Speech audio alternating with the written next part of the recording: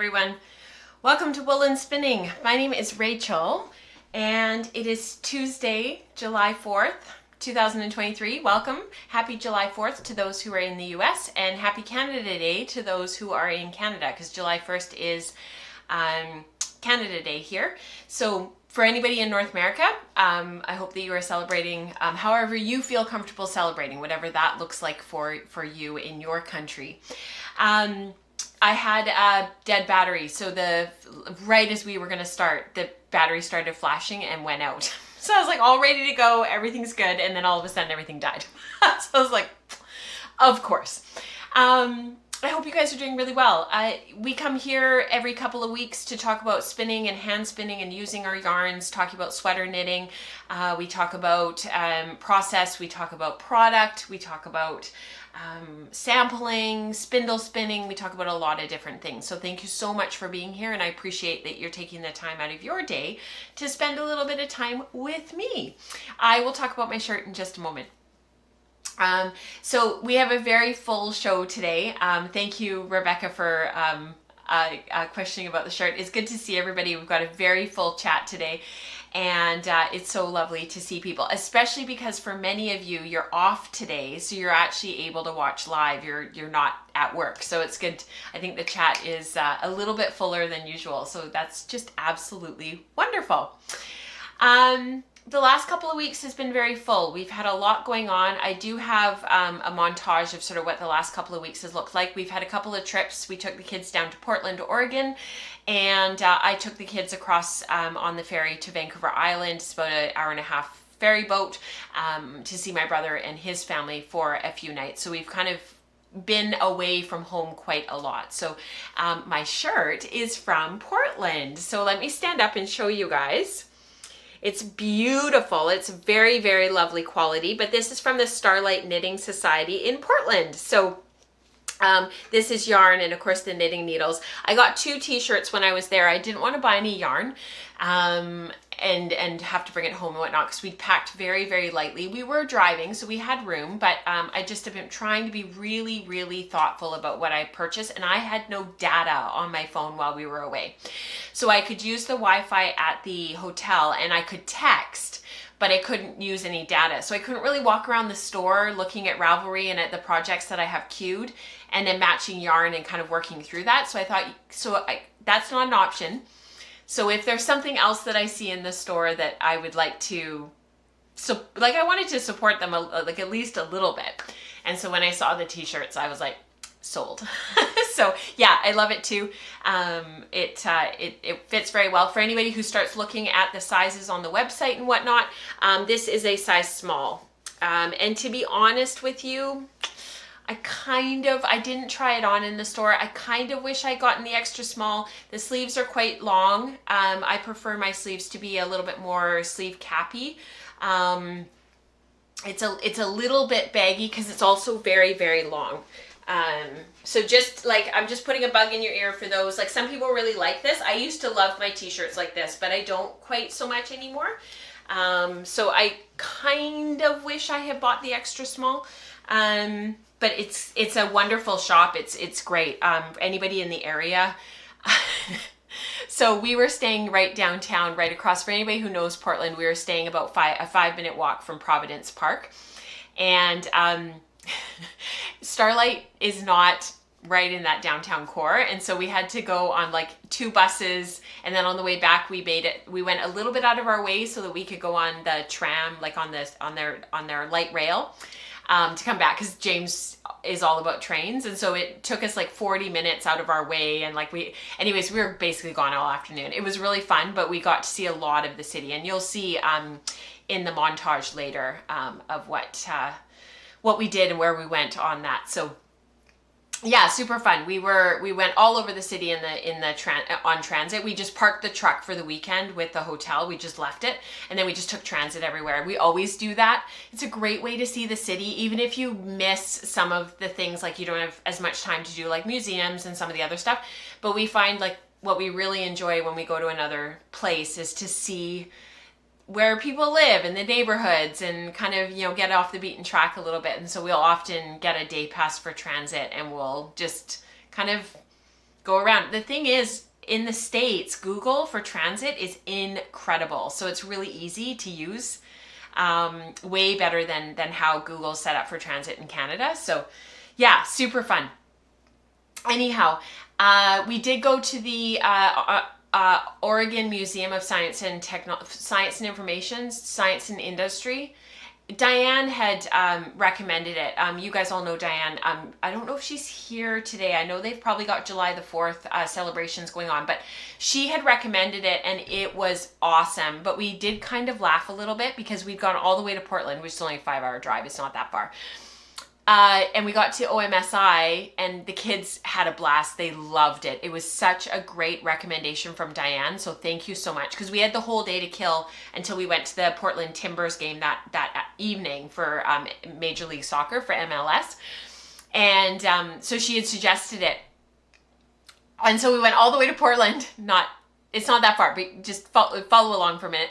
And the exhibit that was on was from the Royal BC Museum, which is located in Victoria. So that was we were kind of giggling to ourselves because after we read the first couple of signs, like it was about orcas, about killer whales, orcas. And after we got through the first couple of information screens, we were like, this sounds very Canadian, like the way that it's written and the language and stuff. Like this sounds very like BC. And they were referencing the University of Victoria, and they referenced the University of British Columbia, and they referenced the University of Washington and some of the work around Seattle area. And we were like, this is very familiar. And so then we kept going, and then they were referencing Indigenous peoples, and there was a whole bunch of other stuff. We were like, and so then we got to the end because there was no labels of where it had come from. And we got to the end and it was like, proudly put together by the Royal BC Museum. We were like, oh, of course. So yeah, it was funny. Anyhow, we had a great trip. So let me share with you a little bit, just before we get into the intro credits and stuff, let me just share with you a little bit about what's coming up this month. I don't have everything ready to go this month. It's been absolutely crazy, but Woolen Spinning Radio has been released wherever you get your podcasts, Google Play, Spotify, Audible, iTunes, it's all there.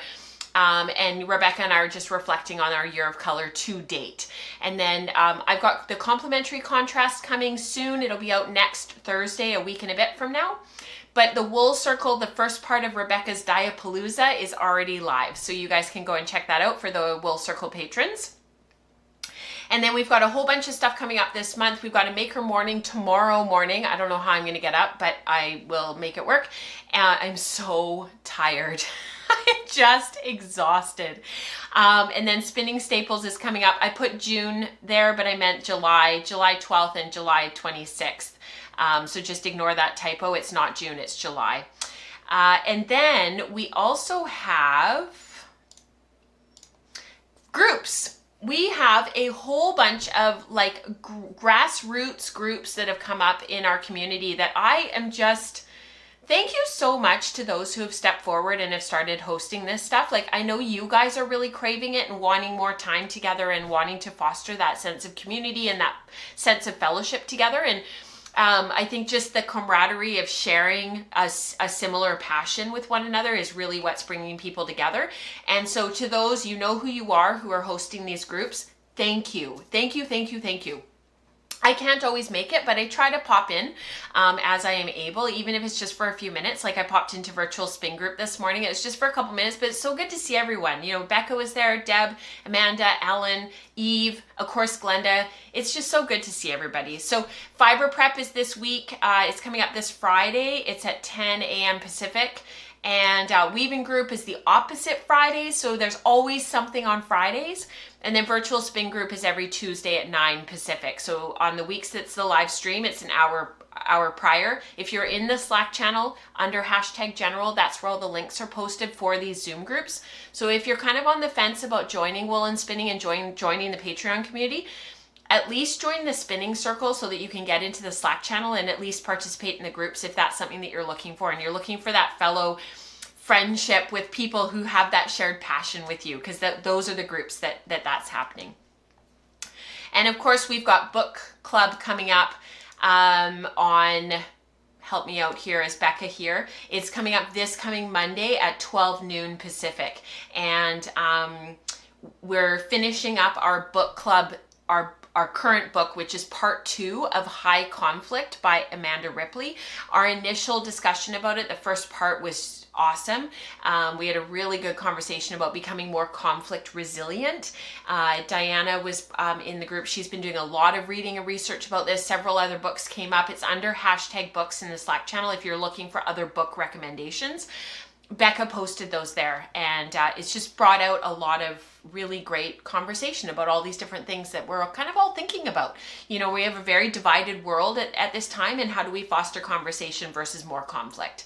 And how are we able to be more conflict resilient? And I think that's really important. So let's get into the actual show and the meat and potatoes of the show, and I will show you our life in Langley sort of later in the show for those who aren't quite as interested but are here for more like the spinning and the knitting and stuff, because I know not everybody cares about what we do in our day-to-day life between the podcasts, and that's totally okay.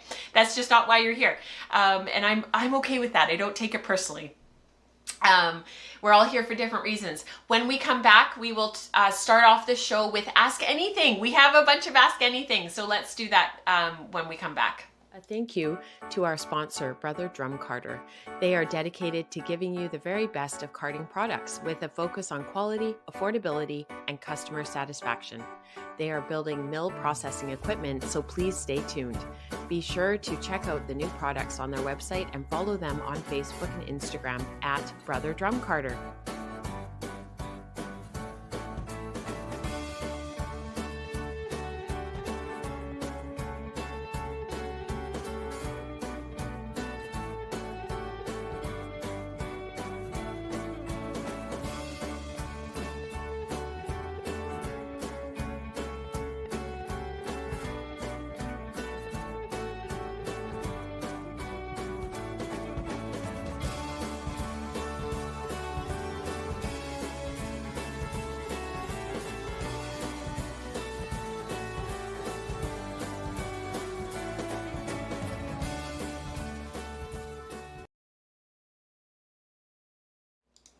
All right, so we had a really great question in Ask Anything, and I just realized that I'm not totally sure how I'm going to share with you the photo of the yarn, but maybe what we'll do is I'll just talk about it. It was in the yarn that the photo that Lauren took is actually in the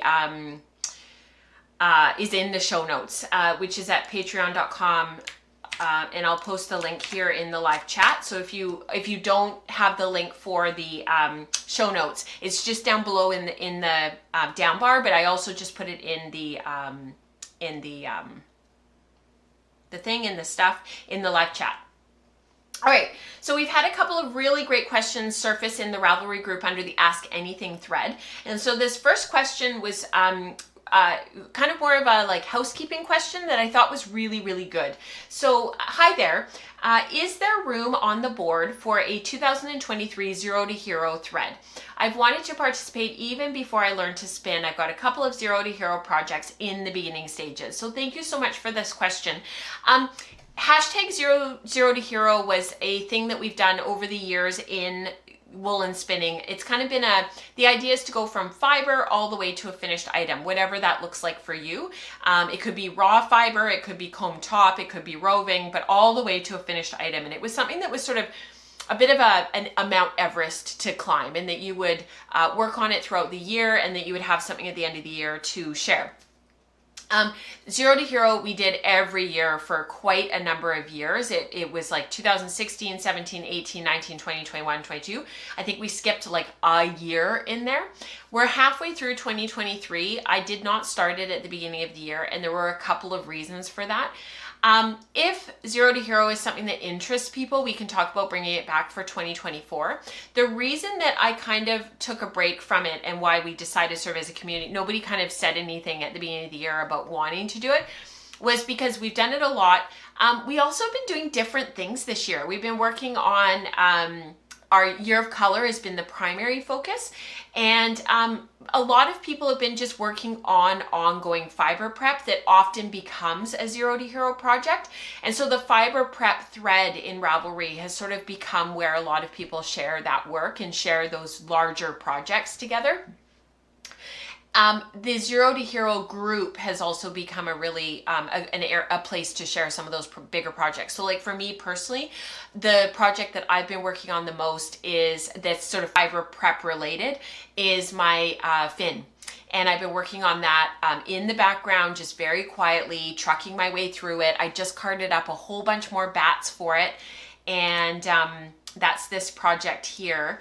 And I did all of this sampling initially, and I've just been carding up more and more bats in the background, lock popping them, opening them up, just slowly working my way through them until I've gotten to that point where I actually now have 3 finished skeins of yarn, which I shared about on the podcast a few episodes ago, maybe to episode 268 maybe.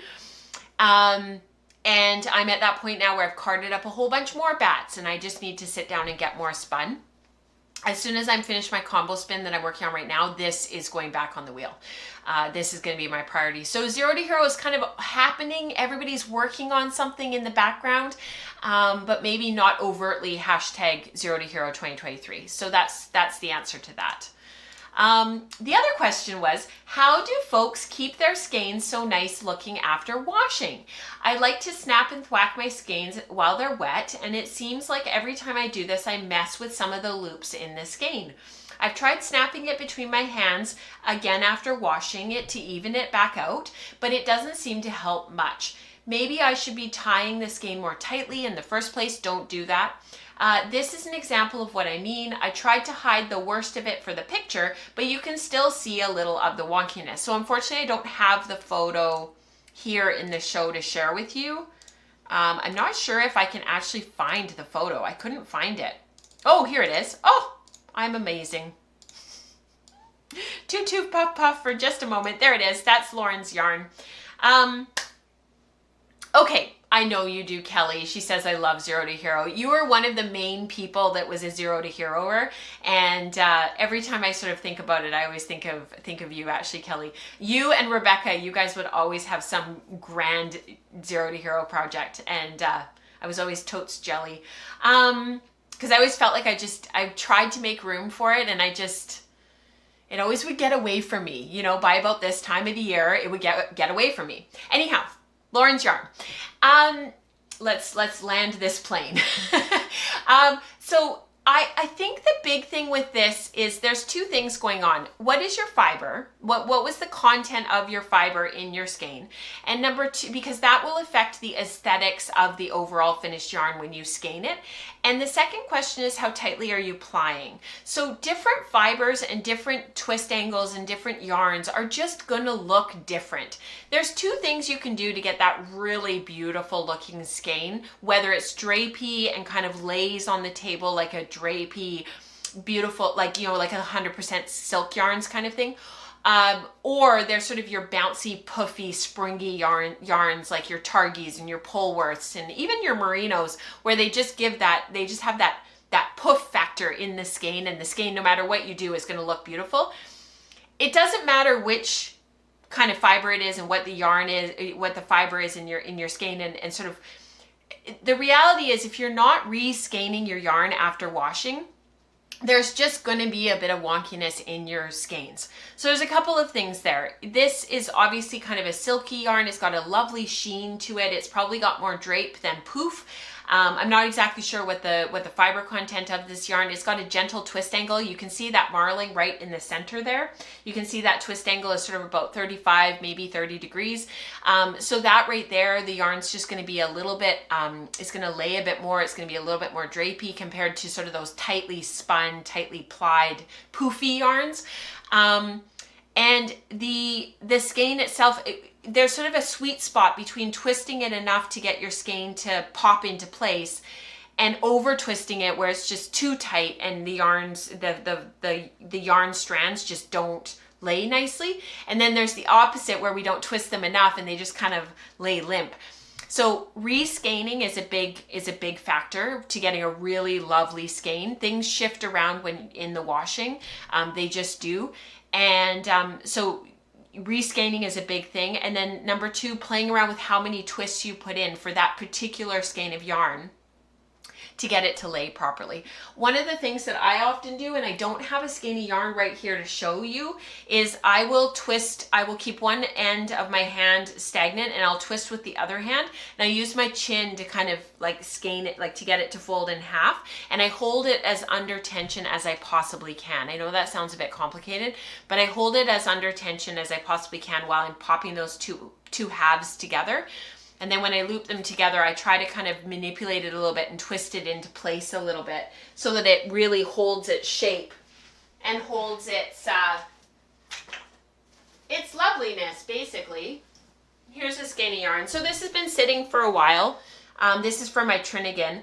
And you can see that it's sort of, it's getting a bit messy. It's getting a little bit not sort of quite nice in the skein. So what I'll do is I'll just snap it a couple of times, just open it up, get some of the puff factor back, get some air in there. And then I use the one hand, 4, 5, 6, that's probably a bit much, 7. You see how tight that is? And then I'll let it pop into place. And that's how I'll photograph skeins. And then from there, Lauren, just like you mentioned, you said like you manipulated it a little bit for the photo, then yeah, I mean, that's what we all do. We all manipulate our yarns a little bit to make them really pretty for, but this is Falkland. Like it's gonna be a bit of a poofy skein. It's gonna look like those really, it's just gonna look like that. If that was silk, it would drape, it would just hang. And you just have to figure out that sweet spot of making your yarns look really pretty. This isn't a bad photo. Sometimes too, the other thing to think about is your lighting. Try to get it somewhere where there's natural light and you can reflect the light back at it from the other side. So try to have one light source, like one window, and then use cardboard covered with aluminum foil works really well, or just a plain white sheet of paper, and put it on this side of your skein. So your skein is between the sheet or the cardboard and the window, and reflect it back and find that sweet spot of where the light hits it just right, and then photograph it. And that goes a long way, regardless of what your skein looks like. So I hope that's helpful. People are chiming in the chat. Kelly was saying, I've never reskeined after washing. I have to admit, I rarely do it unless I need accurate yardage. I will reskein when I need accurate yardage. 9 times out of 10, I would even say 99 times out of 100, I don't reskein either. Oh, Kelly says 2024, I might actually have some room for 0 to hero. So that's really great. So y'all just have I love it, Lisa. She says, my solution is not to worry about it. I like that, Christine. Well done. Rebecca doesn't reskein either. Amanda doesn't reskein. I have to admit, I do when I need to know what the yardage is, but often I will do my yardage when I'm winding my cake. So I have a fishing line counter, and I'll hook that up. I'll put that in place, and then I'll figure out my yardage as I'm winding the cake. Yeah. I retwist the skein after drying, but I don't rewind. Yes, agreed, Becca, me too. So all y'all, I just laugh every time. So all y'all are just having your yarn just in free loops. That is anarchy, or am I confused? I always skein it back after I wash it because otherwise I don't know how to store it. Yeah, I think we all store our yarn like this. The other thing I wanted to mention too was don't store your yarn in cakes. That's something we haven't talked about for a really super long time. You want to store your yarn in skein form. Elizabeth Zimmerman actually wrote about this quite a lot in her work. In every single one of her books that I have read, she talks about it. But when we store our yarn in cakes, I don't have a cake right here to show you, but she talks about the pressure points, and that it's not stored with equal pressure on every single side because it's been wound. So there will be more tightly pulled pressure on the yarn as it goes around in the cake, and that there will over time be weak spots. And it's funny because my yarn that's been stored for a really super long time in cakes, that's exactly what's happened. I've got weak points, and skein form, most of my yarn is totally fine, except for the little bit that got eaten by moths, but that was my fault. Before we move on and get into the intro credits, I wanted to mention I went to Beehive Wool Shop in Victoria while we were there. I haven't been in there since, I want to say like 2017, 2018. It's been a long time. It wasn't because of the pandemic, it's just because I never get a chance to go there when we're at my brother and sister-in-law's house. But I did buy some yarn. So sorry for the crinkling of the paper bag, but I did get some yarn for a sweater that's been in my queue forever, and the price was right. I did not spend a lot of money. I did not get, really special yarn. This is just workhorse yarn in sort of a sandal type color. And the bottom one is Barocco. It's their Lana yarn, and it's a heavy sport, like very, very light DK. And the top is a mohair silk. I think it's from Drops. Yeah, Kids Silk from Drops. So very workhorsey, very affordable. And this is for a sweater that I've had in my queue forever. And when I finish the sweater that I'm going to talk about today, I'll swatch for that. It's just something for me to keep my hands busy and have to work. So that's it for all of the intro stuff. Let's do the credits. A thank you to our sponsor, Brother Drum. I think we did the intro credits, didn't we? I did it already. So now we get into spindling. So let's talk quickly about that.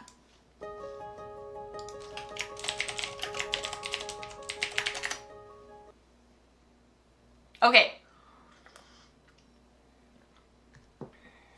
I'm all discombobulated because we did Ask Anything. So it like totally threw off my my groove. All right, so I have actually been spindle spinning. I'm gonna go to the other camera just to show you. This is my, it was originally for my Attune shawl. This is the Fat Cat Knits London Fog in Falkland. It's the 6 ounces. I've started off with just trying to spin 2 ounces, and I actually started, so I need to build more onto this. So what was the obvious thing to do? Start a new spindle.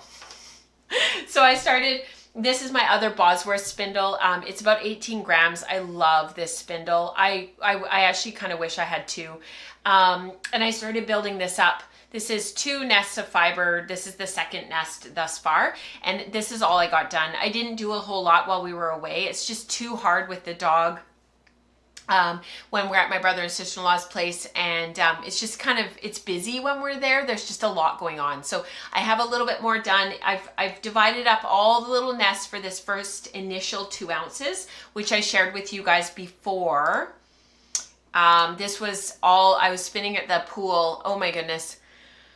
I took the kids swimming, and I was hoping to get some work done, and my mom called, which was totally fine. It was my birthday. My mom called. We had a lovely conversation, and I just sat there and spindled. And this spindle, my bigger Bosworth, which is about 22 or 23 grams, for some reason, I think it's because I was on the phone and I wasn't really paying attention, I kept dropping it. And on the tile, I was kind of getting a bit frustrated, and in the end, that was actually why I started the second spindle. And I got 2 nests done. I'm almost done this last little bit. And it actually felt really good to sit there and spindle while I was chit-chatting with her. And we do sometimes get on the phone together when I take the kids to the pool. And I need to remember that and make sure that I always have my spindles with me, because it's such a perfect time to be able to sit and spindle spin while I'm on the phone with her. These are all of the spindles that I pulled out to work on this project, because they are ones that tend to get neglected. But to be honest with you, I'm not sure how much I'm going to use my Turtle Made spindles. They're 35 grams. I find them a bit heavy now. I'm really tempted to look into adding a couple of support spindles to my fleet. I only have 3 that I really like working with, that I pull out all the time. And I think I might actually invest in a few more, just to give me like 4 or 5 to just rotate when I'm working on these kind of projects. I really like my Inoxia spindles, but they still have, I need to ply the bats that my included with the spindles and get those freed off, and then I'll use them for this project as well. So that's kind of what's going on in terms of my spindling. I'm so sorry. In terms of my spindling, that's kind of what's going on. So nothing new to share with you. I did pull out, where did I put it? It's way back there. I did pull out my support spindles last week, and I worked on them for a couple of minutes, and it was like coming home. So that's something that's a priority for this week, is to make sure that I pull them out at least a couple of times. All right, knitting. Oh, knitting.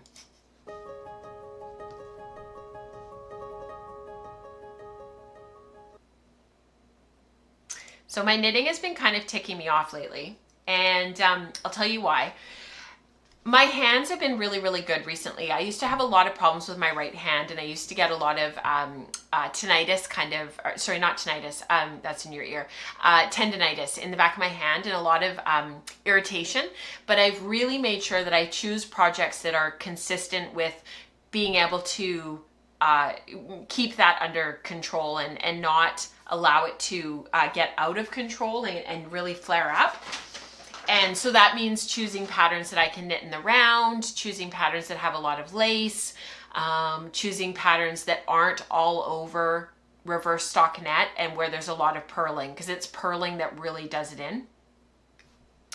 I have Suzanne, actually, she's asking if I've tried the smaller sizes of the Turtle Maid, and actually she had gifted me with one to give away on the podcast, which I think ended up going to Dorothy, actually. But I haven't played with them anymore. My concern is yarn storage, being able to store enough on them. I really like to be able to spin on a spindle for a while, and yeah, I do wonder about that. However, I am happy to explore that some more. So I was knitting on the Cat Bells cardigan. So I had knit that twice before. I've shown you guys on the podcast my other versions of it several times. And I had told you last show, I put it on my dress form and showed you how truly huge it was.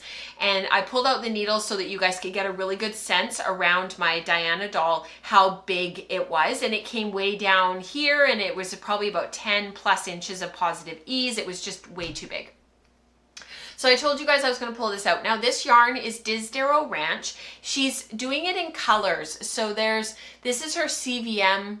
She calls it her CVM Co worsted. So it's CVM with Corriedale blended in. And then the way that they're doing it at the mill up in Kamloops is adding some bits and pieces of like mohair and other bits and pieces of yarn to make it a tweed. It's really pretty. It's a lovely yarn. It's a worsted weight, but I actually think it's more of an Aran weight, especially after washing, because it blooms quite a lot. It's lovely, but it's hard on my hands. Anything over about 4 millimeters, I start to struggle. So I think it's the weight of the yarn, the weight of the fabric, the size, how you have to move the needles. I've talked about it before. I don't like knitting, or I am not able to knit with bigger yarn for very long. Cascade Ecological seems to be about my upper limit, and that's such a light, airy, underspun yarn that I think that's why I can get away with it, because it's not onerous on my hands. This is a denser yarn. It's a little bit heavier. It's more substantial. It's going to last and wear and tear a lot longer. And so I started searching for patterns, and I started looking for stuff, and I was like, I've got to do something with, like, I want to do something with the yarn. I don't want it to go into my stash and be one of those things that 2 or 3 years from now I pull it out and be like, oh yeah, that yarn. So I did a gauge swatch, which I should have done initially, and I didn't. This is on 6 millimeter needles, and it's a little bit too open. It's a little bit too, you can see how I can stick my fingers through here. After washing, when I was knitting it, it felt correct. But the 6 millimeter, once I washed it, it bloomed, it opened up, but unfortunately it was a little bit too drapey. I didn't think though that I could go down to 5 millimeter needles and be okay, and my wrist be okay. Like I just was like, I know my hands and I know what I can and can't do. I need this yarn to be knit more open. So I went on Ravelry, I searched the gauge with the intention of knitting it at 5.5 millimeter needles or a US size 9. So I did just that. I went and I kept looking. There was a lot of brioche cardigans, like the Sunday cardigan by Petite Knits, and there was a couple of other ones, a couple of designers I hadn't heard of before, which was kind of neat. There was one that was a slipped stitch kind of rib looking one that was really cute. Nora really liked that one, but I didn't like the aesthetic in the tweed. I wanted something that was more rustic. Anyhow, I kept coming back to this one again and again and again. And this is Amy Christoffers, like, Have You Met Me? And it's her Mandolin cardigan. So this is what it looks like when it's finished. And she knit it in gray, and you can see the lace there along the back. 3 needle bind off for the shoulders up here. And then you pick up and knit the front collar. Let me see if I can find a photo of the front of the sweater. That's the front. So you do about 4 inches of ribbing across the front to close that front of the sweater, which just makes it oversized. It's cozy. It's got that drop shoulder that I love. Yeah, it was just, I kept coming back to it again and again and again and again. I was just reading your comment, Kelly. I don't know how people knit with those honkin' US 11 needles. It kills me totally. And then Rebecca says very, very slowly. Eve says, I knit a shawl on 7 millimeter needles and it killed my hands. Yes. So I actually thought about rejigging this pattern for gauge. Lisa said at some point it's worth rejigging the pattern for your gauge. And because it has a drop shoulder, your row gauge shouldn't mess you up. Absolutely. And I had thought about that I had done that basically with cat bells, but it was still too big. I also thought about playing around with some different, like just doing a stockinette sweater, but I was worried about having to purl all the way back. So I thought, well, at least with the lace, it slows you down for one. Although I'll talk about that in a minute. And because there's pattern stitches on both the right side and the wrong side, then you're not doing that rest row where you're purling all the way back. So with this, it's knit and purls on the way back. It's not a rest row in between. So that was really helpful for my hand. And so I downloaded the pattern and read it through. I still wasn't totally convinced, but I have to admit, what really drew me was the rustic nature of the big needles, big yarn, the tweed with the lace. I love that aesthetic. So the one thing I will say though is these here, these big panels of lace. So this is a leaf, and then there's this big panel of lace, and then there's a leaf, and so on. These have knit 4 togethers. Oh, sweet mother of pearl, my poor hands. So that was less than ideal. But it went, as you can see, it knit up very fast. So I started this on our way down to Portland. I cast it on our way down, and I knit all the way down. When we got home, I had almost finished the body of the sweater, almost. I think I was about here. And Victoria, I did the rest of the body. On the way home, I did one of the fronts. And then over the course of this weekend, I did the other front and the back. Very, very, very fast. Because of my yoke's depth and the size that I'm knitting, the upper part, like once you divide for the yoke, for me, it ended up being 1 chart repeat plus half of the next one. So it was like really easy knitting. It was fast. And by then you're dealing with half of your stitches, right? So it just feels like it goes that much quicker.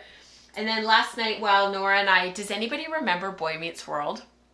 I loved that show growing up. I had the biggest crush on Ryder Strong. I even have his autograph. It's in my diary from when I was like 10 or 11.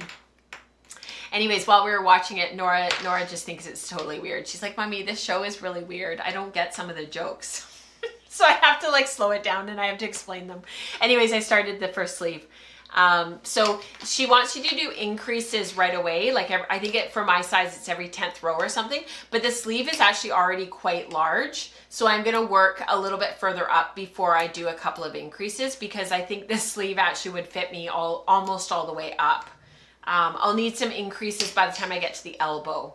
So I'll knit another chart repeat, I think, and then I'll start increasing, because these sleeves are quite hefty.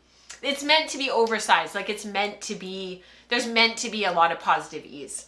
But I got too tired last night and I kept messing up. I kept forgetting to do the rest row in between the lace. So I'd have a yarn over row, and then the next row I'd be doing yarn overs again, and I'd have to tink back, and I was like, no, I'm too tired. No good. So I just bought a similar colored yarn for a Tin Can Knits pattern. Oh, that's awesome, Kelly. And you know what I realized? You guys are gonna laugh at me. I realized I was, working on this yarn to review it for Disdero Ranch, and then I was looking at my stash the other night and kind of looking through what I wanted to work on into the fall, because I'm trying to be really intentional about what I knit and what I make. And I have DK weight yarn in the same color. So I obviously was on like a certain thought pattern this winter. Bye, Becca. It was good to see you. So that's that pattern. And then the other one, we've got a finished object.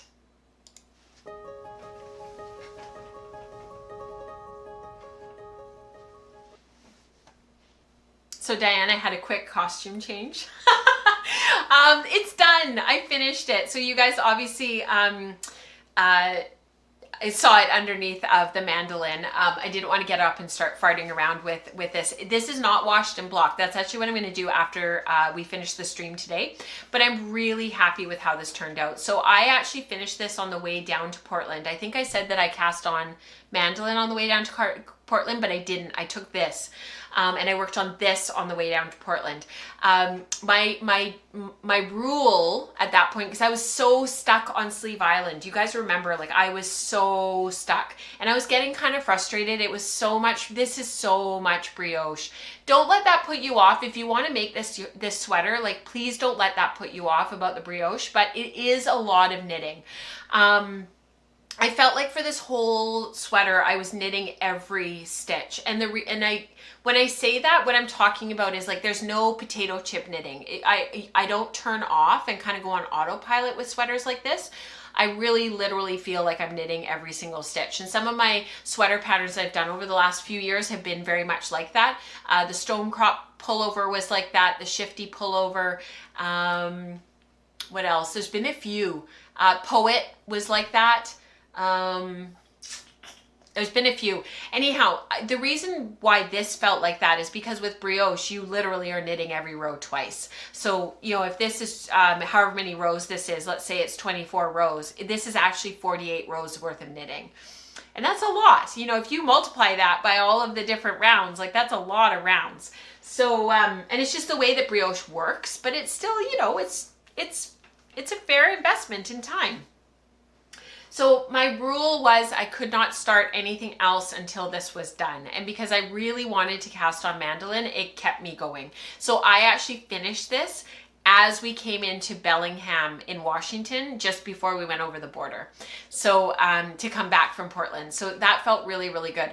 3-needle bind, sorry, not 3-needle bind offs, tubular bind offs for all of the edges. So the cuffs at the bottom, the cuff, the hem down here, and the collar are all a tubular bind off. Worth it to do all of that grafting, because honestly, the finished edges look awesome. I did knit the smallest size in the end. I think it was the smallest size. The whole thing is knit on 3mm needles, and the ribbing is knit on 2.75mm needles. I don't know what that is in US sizing. I'm really sorry. And in terms of sizing, I ended up choosing I'm just going to double check. I think I chose the second size. I don't think I chose yeah, I did the second size. I did the size small, not the extra small. I wish they would do size 1, 2, 3, 4, 5. I think that would be better. But anyways, I did that. And the reason is because I did want some positive ease, but I didn't want it to be too oversized. I wanted it to fit through the bust, because my bust is a 34 inch and my upper bust is a 32. So I just was like, I'm right at that size where it would just be like, would fit me perfectly, but then it will give me lots of ease through the waist, because my waist is only 27. So it was just like finding that balance. And then my hips are back out to 34, 35, and then my full hip is 37. So I'm a true hourglass. I'm Marilyn Monroe, which is actually a little bit challenging for sweaters, but I've kind of been able to make it work, because if you have that ease through your waist, it gives the illusion of being quite hourglassy. So it actually works really quite well. And then you've got the easy peasy raglan up here. So I will take some FO photos, and I will finish this off and share it with you guys and show you when it's actually done. But it's done, and I'm really pleased with it. It is very warm. Christine is asking, how warm is it? I'm of a certain age, oh bless you, I find anything warmer than DK weight is too warm unless I'm putting it on as outerwear. So this is knit in fingering weight yarn. This was Gathering Yarns Brooke fingering, and it's basically double thick. So it's basically like, it feels like a double thick. I'm expecting this to be like my shifty pullover that's quite warm. This is 100% wool. It's a woolen spun yarn as well, so it's going to trap that air, and it's going to feel quite warm. It's got that slightly fuzzy texture to it of that woolen yarn versus a worsted yarn that would be really smooth and have that really crisp look to it. So definitely something to think about for sure. You know, it's so funny, Rebecca, she says, if you really want to knit every stitch, try doing both colors of brioche in the same row. So I looked into it and I was like, yep, no. I watched a YouTube video and I was like, nope. Yeah, it's funny. I love brioche is potato chip knitting for me. It once I got down here, it was, but it's still labor intensive. It still takes time. That long sleeveless colorwork duster that we never see. Oh yeah, that sweater, that was a lot of work. My duster, you know what the problem with that one, Eve, was it's too big. Of course. It's too big. Yeah, it's the sleeve, like up here across the sleeve, it hangs off, like it doesn't fit, so I'm constantly like pulling at it and playing with it. So yeah, super frustrating. Because that was something on my bucket list for a long time, and I ended up being kind of disappointed with it, which was, it's just hard. It's hard when that happens. All right, we kind of missed spinning, and I didn't mean to miss spinning, but let's go back and let's chat about spinning. So just I wanted to talk about my combo spin.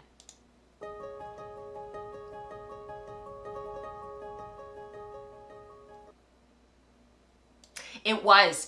Christine is asking if that was a Vogue pattern. It was, and it was one of the very first Vogue magazines that I got. I think it was back in 2005, 2006, and it was one of their anniversary editions of Vogue, and it had some gorgeous patterns in it. I still have it, but yeah, it just never really fit me properly. It was just not quite right, and it was kind of heartbreaking, because I loved the pattern. It was all mosaic, and it was beautiful, but it just doesn't fit me quite right. So yeah, it's always hard when that happens. Okay, my Attune shawl. So this is the combo spin that I've been kind of alluding to all show. I'm just going to move Diana just back a little bit, give her some space. And this was a skein, a braid of Tea Party, Grouse, and, oh shoot, what's the other one? Woodland. That's the one in the middle, and then Grouse is at the very end, right here, this green one. And that's what ties together the three braids, is that limey green color. As I know that color looks good on me because of my coloring. It's not my favorite color though. I don't love that color, but because I had done this combo spin for the book when Felicia wrote Dying to Spin and Knit, which I talked about on the last episode 269 if you missed it. I really wanted to recreate this yarn, and this is the yarn that I bought after doing all of that work. So I took all of them and I divided them all up, and I carded them all together. So Dion had asked a great question in, I think it was Maker Morning. She had asked, or maybe it was whatever group it was. She had asked if it was possible for me to show how I created my little nests of fiber. So what I did was I split all of them in each bump. I divided each braid into two, and I put the one half aside, and then the other half I divided into 8 strips. So once I had those 8 strips, I then took each of those and divided them again. So I ended up with 16 strips of fiber of every colorway of the 3 colorways. 3, Rachel, not 4, 3. 3 colorways. So whatever 16 times 3 is what I ended up with for 48. No, that's not right. Was 16 times 8? 128. No, that's not right. 16 times 3. Oh my gosh, Rachel. Yeah, 48. Math. I'm actually quite good at math. It's just every so often I have like a mental, like a brain fart. Anyhow, so I took all of those 8 strips and I stripped them all down and into 16s. So Dion was asking me like how I did that. This is how I did that. I just tried to be really, really careful. This is sped up for time. I sped this up once I had videoed it, just because otherwise we would be here all day. It doesn't take that long, but it takes a minute. It takes a little bit, and I was able to go through and split them all. This is the last one. Some of them there were areas that were a little bit more difficult to split because they've got a little bit thin, but for the most part, these braids have been braided for so long, they were a little bit compacted. They weren't felted or anything, but they were a little bit compacted. I think sitting down to spin each of them would have been a little bit, I would have had to pre-draft them and pre-attenuate them and stuff. And I think that would have been a wee bit challenging. But what it offered me was these 3 sort of little strips. If I had tried to strip them again into 32s, I think that would have been too much. It probably would have been nicer for the spinning, but it would have been a bit too much. So that was stripping the fiber. And then what I did was I took one of each colorway and I carded them together. So Dion was wondering what it would look like what it actually looked like in practice to actually put it on the carder and card those up. So this is this here. And I laid the 3 of them kind of next to each other, and I literally just laid them onto the drum. Like, I'm not doing anything. Thankfully, they didn't end up, a lot of the fiber didn't end up on the Liquorin. Again, I think it's because they were slightly compacted that they stuck together and they went straight onto the Swift, which is the big drum at the back. That's this big drum up here is called the Swift, the big drum, and this is the Liquorin down here. I obviously have a brother drum carder. The front Liquorin brush is 90 tines per inch, and my big Swift is 120 tines per inch, because I'm sure somebody will ask. I have the packing brush. I don't know if I would buy that again, just for the type of carding that I do. I often don't engage it, but I did for this just because I wanted them to be nice and smooth and relatively compact. So those are them. And that's how I did it. So I'm really hoping that next show I will actually have some video of me actually spinning. I didn't get a chance to do that this time around, but I do have a bobbin done. So this is going to be a 3-ply, very finely spun, about 48 wraps per inch for my singles. And I'm sure this is more than enough yardage for the finished shawl. I need 700 yards, and this is actually probably close to, this is over 1,000, I suspect. This is like 1,200 yards probably. 1,200 yards probably. Not 12,000, can you imagine? So this is the first bobbin done. This is about 10 of those nests of fiber. So I'll have 32 nests of fiber, and I'm going to spin a 3-ply. So I've been spinning 10 per bobbin. Yes, that gives me 2 left over, but that gives me an opportunity to do a 2-ply and a chain ply, because I'd really like to see what those little nests of fiber look like, just plied differently from the traditional 3-ply that I'm going to do with the remainder. So 10 nests spun to each bobbin, and then a traditional 3-ply. So that's the first bobbin done, and then I'll spin the last 2 and ply them differently, just for comparison more than anything. So Yeah, I use a wallpaper brush if I want to pack or smooth the fiber. What a great idea. I know some people use horse brushes or shoe shine brushes. That's what I've always used. They work really super well.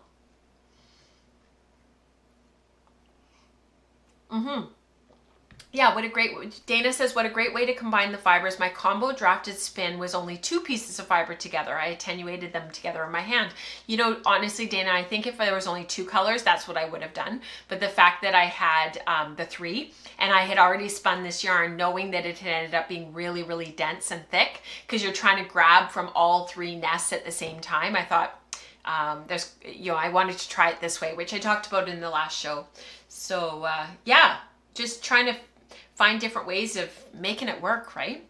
So, sorry, excuse me. Before we get into community participation, I am going to rest my voice for just a few minutes, and you guys can see what the last few weeks look like in my life.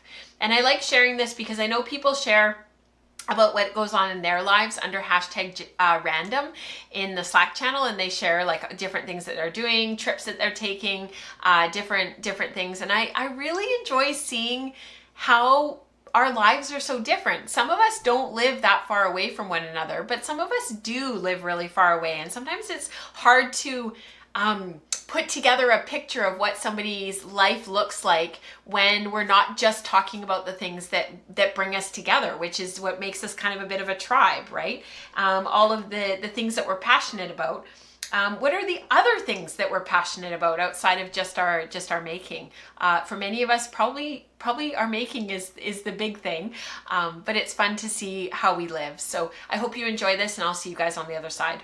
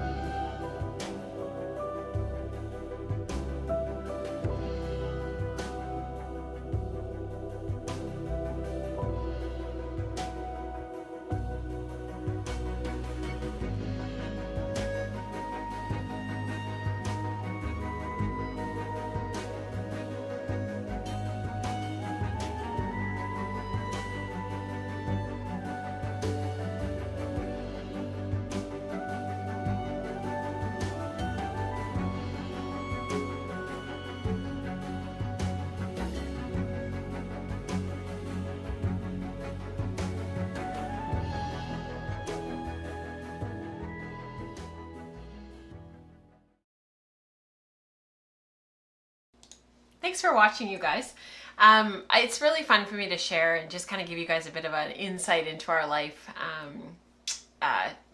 and what happens around here, because it is very busy, like many of us who have young people at home, and I think it's just kind of neat to be able to share with you some of the other stuff that happens. I have to just make a comment though.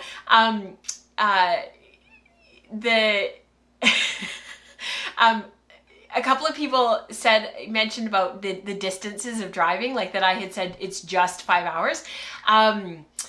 Lisa, really, you nailed it, Lisa. People who live in the Western US have no concept of time when driving because everything is so far apart. And it's not just the Western United States, it's Western Canada as well.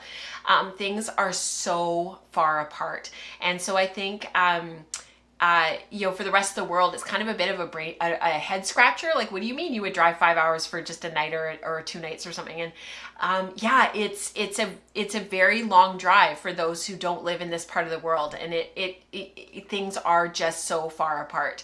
And it's sometimes hard to kind of get. Even the kids noticed, like when we got down to the States, how much closer together things were. Like Seattle to Tacoma, and then Tacoma to Portland is not really that far away. Like you can tell that the density progressively increases as you get closer and closer to California. And as you get further north toward Whitehorse, away from Vancouver, going the other way, things get further and further apart. So it's definitely something really interesting. My dad used to talk about that when he first came to Canada. He was always, he didn't understand. Like he'd ask somebody, how far is that? And they'd say, I don't know, about an hour and drive, hour and a half. It's about an hour and a half away. And he'd be like, yeah, but like, how far is that? Like, how many miles are you driving? And they'd be like, I don't know, it's an hour and a half. So it's definitely just different reference points. And I find it really fascinating. I spend a huge amount of my life driving. And it's hard to articulate that sometimes and hard to explain that. So yeah, super interesting. My East Coast friends blow my mind, saying things like, I'm driving to Cape Cod. I should be there in 2 hours if traffic is okay from Connecticut. How? Yeah, Rebecca says, I was pretty amazed how you guys drove all the way to Jasper for 4 or 5 nights, where East Coast people driving that far would get us most of the way to Florida. Yeah, we drove 9 hours when Rebecca and I organized for our families to be together. Not this past May, but May of 2022. And I was like, oh yeah, we'll be there. It's only 9 hours. And she's like, what? I was like, it's only 9 hours. We'll leave at 6 a.m. It'll be fine. So anyhow, all right, let's do community participation because we're getting on in time.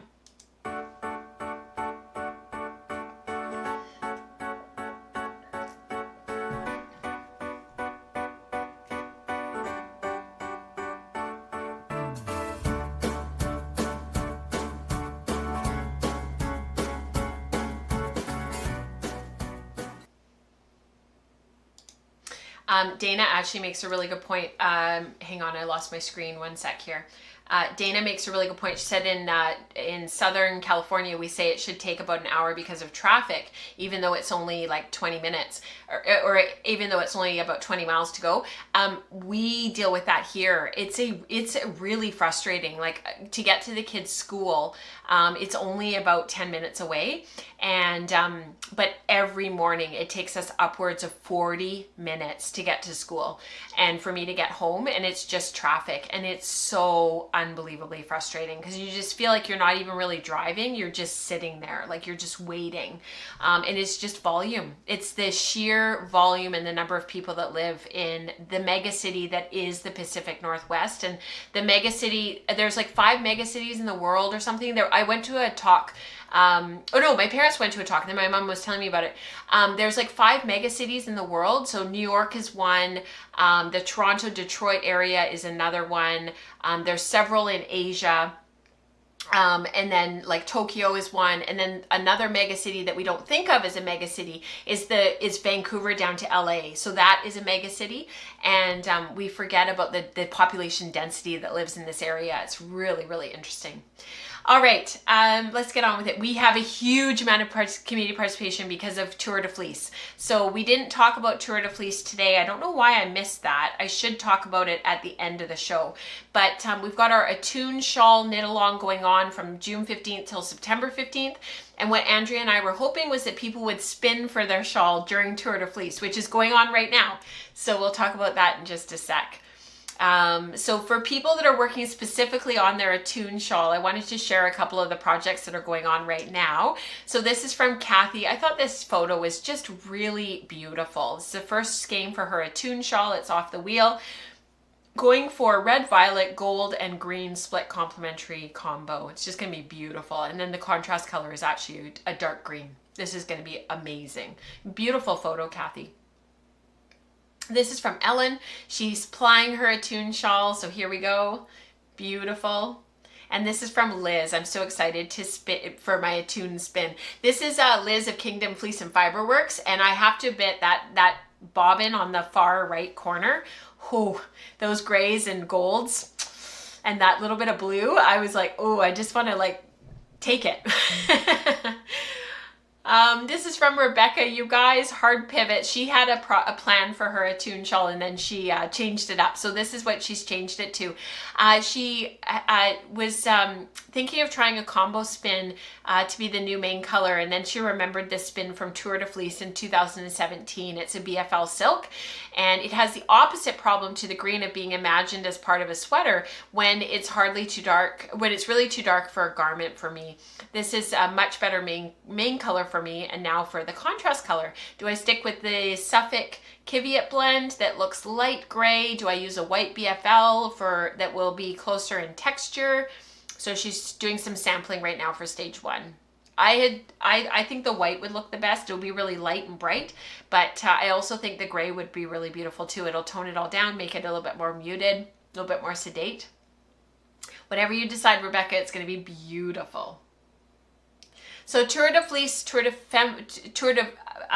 Femme is running from July 1st until the end of July. It's Sunday, July 30th is when the whole thing wraps up for men and women. Hashtag Team Woolen Spinning on Instagram if you're sharing your progress. And don't forget to grab your team avatar, which is over there. You can grab it from the show notes at patreon.com and /woolen spinning. And you can use that for your avatar on Ravelry, on Instagram. It just shows that you're spinning with our team. So that is ongoing at the moment. This is from Nicole. First Tour de Fleece spin was a nice one. Rolled a 9. I'm not actually sure all of the numbers here. I'm not sure exactly what she means, but she called it Opal Fruits. She just attenuated the roll legs a bit and spun them in no particular order. I'll chain ply this, but I'll probably spin some singles of something else first. I thought the colors of this were beautiful. I wanted to share. This is from Lisa. What a great photo. She posted another one this morning too of having breakfast while she was watching, having her vanilla ice cream and her coffee, and she's watching the tour and spinning some cotton. Sounds like a blissful morning. Absolute bliss.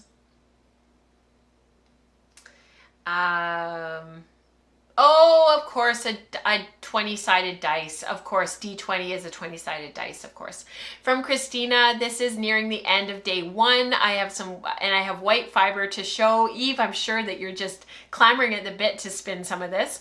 White Beaumont for the win. I'm planning to spin some various sock yarns during this time. The fiber is English Lister, doing some dye sample swatches before each spin. Just beautiful, Christina. I love your spinning there. It's just gorgeous. From Kelly, as the mouse goes crazy, keeping it simple with 15 minutes a day for her goal. Here's my 20 minutes today. I'm working through all of my Long Way Homestead Breed of the Month club before I move on to anything else, and this was the target. So I actually wanted to mention really quickly, I've been thinking about my Long Way Homestead. I've done 5. I have 7 more to go, and I was actually thinking about doing that for spinning pearls starting in January. We're going to take a little bit of a break from year of color for 2024. It's been really intense. It's been amazing to come together as a community, but I thought it would be kind of neat to do a few months of like breed study specific yarns and talking about the advantages to breed specific yarns and talking about some of the ins and outs, some of the nuances of spinning breed specific yarns. So I'm just planting that seed if anybody would be interested in that. I do have 7 left to spin and to get through, and then I'll decide what I'm going to do with the yarns from there. This is from Eve. She's spinning her cashmere. Beautiful spinning, Eve. Absolutely gorgeous. This is from Diane. She just finished that huge John Arbin spin that I shared last show, and now she's working on this, a whole bag of Icelandic singles. I started this at Spin Group on Thursday, and I finished 1 bobbin and filled half of another one this morning. It makes me so happy to be doing something like this. I have some more somewhere in a bunch of, is it Putulopi? I don't know how to pronounce the O with the 2 dots on top. I know it's said differently, and I'm not exactly sure how to say it, for contrast, and then one day it will grow up and be something really cool. Of course it will be. This is from Becca. Tour picks from me are about to get so boring, but I only have 50 grams left. So this Apple Door, which is the colorway that she's been spinning from John Arbin, has been going on her spindles for several years, and her goal is to finish it through the tour. So my hope for Becca is that she will have a ton of plied yarn by the end. This is from Deb. Finished plying the last of 3 bobbins of warp for a project using all hand spun. Bendigo Woolen Mills bump of forest green. Isn't that the most perfect forest green? You guys can see that I'm like on a green kick right now. The Schneider Turk holds 2 grams of, is it eggshell? Fiber, merino, tencel, and the Spindle Shop Suspended holds 8 grams of alpaca. Beautiful. Really lovely spinning there, Deb. This is from Elizabeth. I haven't spun with BFL before, and I just wanted to try it out. This is a periwinkle color from Nest Fiber. It does coordinate well with other singles that I already have, and my focus is on spinning daily, and hopefully I can get the hang of my spindle before an upcoming trip. Wonderful. This is from Megan, Tour de Fleece Day 1. This is spun up half of my contrast color for the Attune shawl, so about 4 ounces. Not usually my color, but trying to use stash. I don't know, Megan, this is going to be beautiful. Gorgeous colors. Pertulopi. Thank you, Christine. Pertulopi. I can remember that. Thank you for being here, Rebecca. She's heading off. She's got to help her 5-year-old. This is from Dion. First time actually watching some of the race. My husband was shocked and asked why I was watching it. I got a slow spinning start today, but I did finish prepping fiber that I plan to spin. These are a blend of bats that are a blend that she is made up using her Year of Color blend, dyed color wheel. Isn't that gorgeous? I'm not sure that these are that. I think that was from another photo. I think these are something else that she's working on, these sort of dark teal blue, teal green singles. I think this is for a sweater spin. I might be wrong. Dion, maybe you can leave a comment when you're watching this later. This is from Crystal. She was at Helen's farm, and she couldn't have asked for better company for them fiber friends. Helene is part of our community as well, both old and new.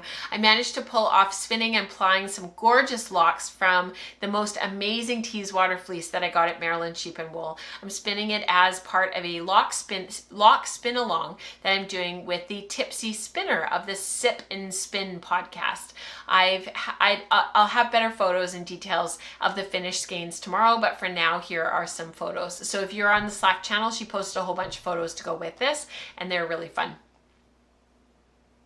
This is from Florence, 1 gradient finish. So this is 25% of a sock spin. Beautiful spinning there, Florence. Love that color. This is from Kiara, lazy tour de fleece for me, just aiming spinning every day. Day 1 started with wheel spinning, continuing something that was already there, and I'm aiming to finish the braid by Saturday. Then Sunday I'll be traveling, so I'll challenge myself on my support spindles. Beautiful spinning, Kiara, as always. Just gorgeous. More from Christina, hand washed some locks and finished the first single for a 3-ply sock. Isn't that absolutely beautiful? I love seeing all these bobbin shots. I don't know about you guys, but I find it really, really inspiring. Really inspiring. This is from Suzanne, continuing to make progress on a combo spin. Gorgeous spinning, Suzanne. Absolutely beautiful on her Lendrum there. And we do have to do a little bit of Spindle Spun Summer because that's ongoing throughout the whole summer, and that's outside of Tour de Fleece. Some people are spinning on their spindles for Tour de Fleece, but I did want to make sure that we share throughout the summer some Spindle Spun Summer. So this is from Christine, Tour de Fleece day 1, and I got more spun than I thought that I would. I finished the last third of some blue and sparkly top and spun the first half of a Hebridean fiber from my Adelaide Walker Tour de Fleece mixed breed and fiber pack. Beautiful. She's got 21 different breeds to spin. See if she can do it. This is from Lisa. Beautiful photo, Lisa. Highlight interview with Andrew and Simon Yates, mom and dad. I'm combining spindle spun stitches with Tour de Fleece. I can't believe some of those brave riders get 0 points even after cycling up those mountain. Bicyclists are hard graders. Totally. This is from Joanne. Isn't this the most beautiful photo? Yesterday's supported spindle cotton fluff spun, and that's a woodland handcraft spindle for those who are wondering, and that's a little owl sitting in his little birdhouse. Beautiful, Joanne. It's good to have you back as well. She had some life happen over the last couple of years, and she said she would be back, and she's back. It's so good to see her.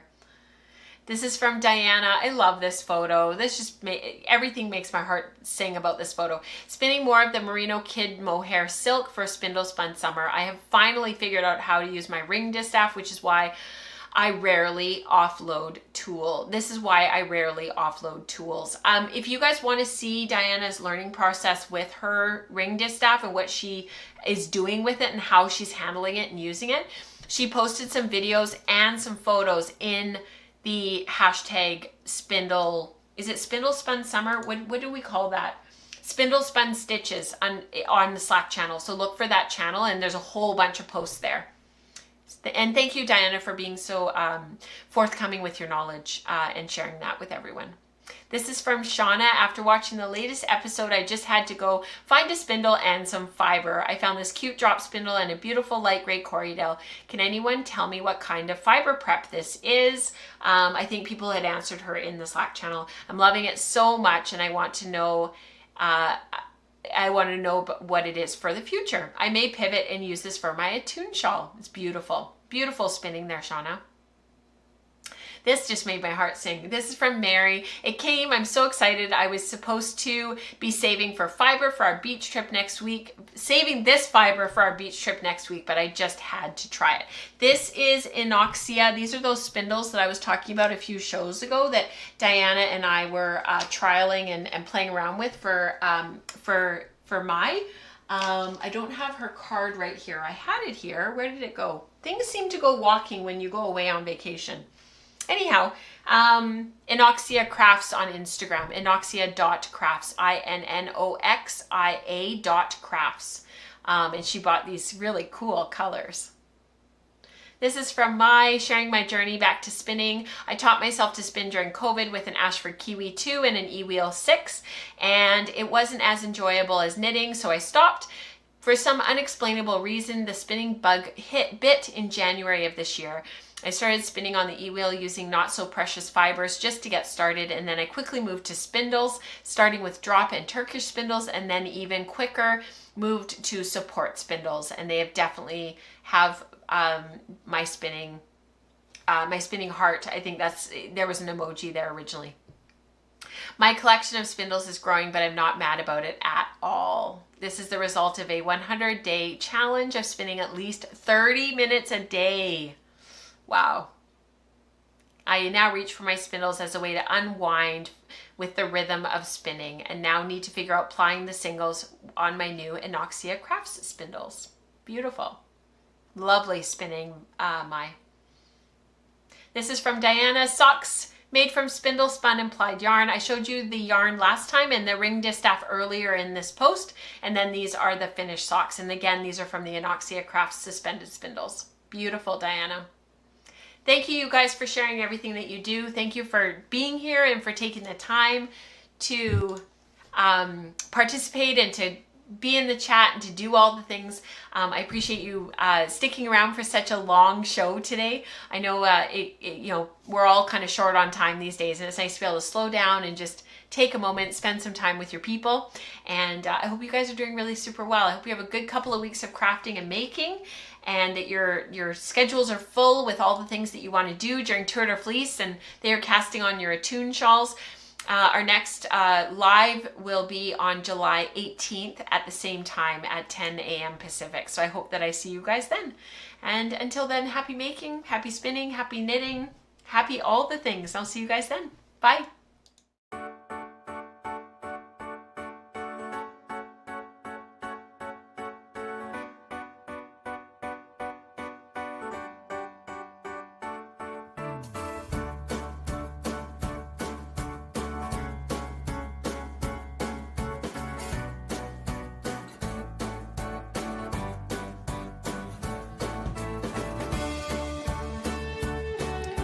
A very special thank you to those who have supported the work here at Woolen Spinning to make it sustainable. Thank you especially to Anne, Sarah, Tori, Amanda, and Lisa. We couldn't do this without you.